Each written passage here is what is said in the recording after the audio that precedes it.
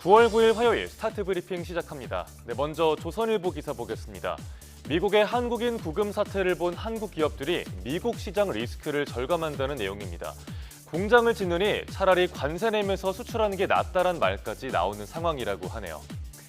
우리 기업들은 관세 폭탄을 피하려고 미국에 투자를 늘렸죠. 그 규모만 1,500억 달러, 209조 원에 달합니다. 그런데 이민 단속은 강화되고 안 그래도 현지 인건비는 비싼데 숙련공 구하기는 힘들죠. 미국의 시장 불확실성이 커지는 겁니다.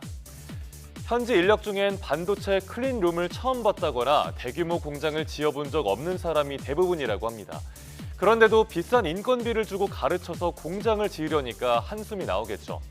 미국에서 첨단 시스템 반도체 공장을 10년 동안 운영할 때 드는 비용이 100이라고 해보겠습니다. 우리나라는 78입니다. 그러니까 우리 입장에선 돈이 28%나 더 들어가는 가성비가 낮은 투자인 셈입니다. 모든 비용은 달러로 투입되는데 환율과 물가가 오르니까 원자재 값도 덩달아 뛰는 것도 부담입니다. 엎친 데 덮친 격으로 바이든 정부에서 약속했던 보조금도 줄이거나 없애고 있습니다. 기업들은 유례없는 미국의 불확실성과 싸워야 하는 상황입니다. 이런 가운데 트럼프 대통령은 각종 스포츠 이슈에도 목소리를 내고 있습니다. 야구팀의 이름을 바꾸라거나 또 골프 단장에게까지 참견하는 트럼프의 스포츠 정치를 다룬 기사 보겠습니다. 트럼프 대통령은 최근 롤렉스의 초청을 받아서 US 오픈 테니스 결승전을 찾았습니다. 그런데 롤렉스, 관세 전쟁의 가장 큰 직격탄을 맞은 스위스 브랜드죠. 미 언론들은 관세 문제로 트럼프 눈치를 봐야 하는 롤렉스의 이해관계가 반영된 초대라고 보도했습니다. 몇 가지 예시를 더 볼까요? 내년 독립기념일엔 백악관에서 UFC 경기를 열겠다고 했는데 UFC 회장이 트럼프의 열성 지지자입니다. 또 인종차별 논란으로 이름을 바꾼 야구와 미식축구팀에게 예전 이름으로 돌아가라고 주장을 하기도 했습니다. 그럼 왜 이렇게 스포츠와 관련해서 종횡무진 행보를 보이는 걸까요? 월스트리트 저널은 트럼프가 스포츠를 정치적 이미지와 또 외교 수단으로 적극 활용한다고 분석했습니다. 나아가 강한 보수적인 이미지를 부각하면서 지지층 결집을 노린다는 분석도 나오는데요. 다만 이런 트럼프의 스포츠 러쉬가 팬들과 선수들에게 반감을 사는 부작용도 있습니다. 다음 기사 보겠습니다. 동아일보가 제2의 강릉이 될 우려가 있는 지역들을 분석했습니다. 지도와 사진으로 자세히 보시죠. 먼저 경북 문경의 유일한 상수원 경천호를 보겠습니다. 수위가 크게 낮아져서 바닥이 드러난 게 보이죠. 주민들은 농사는커녕 식수가 끊길까 벌써 걱정입니다. 문제는 문경과 상황이 비슷한 곳이 많다는 건데요. 다목적댐이나 용수댐, 저수지가 딱 한 개인 곳이 81곳, 아예 없는 곳도 26곳이나 됩니다. 여기에 새어나가는 물, 누수율까지 높으면 가뭄 위험이 커지겠죠. 수원이 1개 이하면서 상수도 누수율이 강릉보다 높은 시군이 37곳, 강원이 10곳으로 가장 많습니다.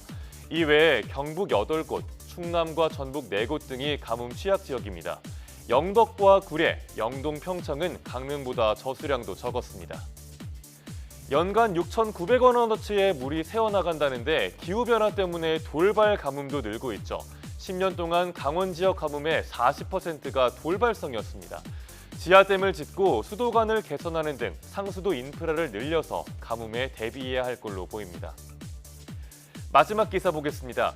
직장인분들 요즘 점심 어떻게 해결하고 계신가요? 밥값이 비싸서 편의점에서 때운 적 있는 분들 많으실 것 같습니다. 외식은 사치, 직장인들이 사무실 책상 앞에서 슬픈 점심을 먹는다는 내용을 다뤘습니다. 냉면 한 그릇에 17,000원, 칼국수도 10,000원인 시대죠. 올여름은 폭염과 집중호우 때문에 식자재 값도 오르면서 점심값도 함께 치솟았습니다. 돈 아끼려고 편의점에서 삼각김밥이나 샌드위치를 사오는 직장인이 많아진 겁니다.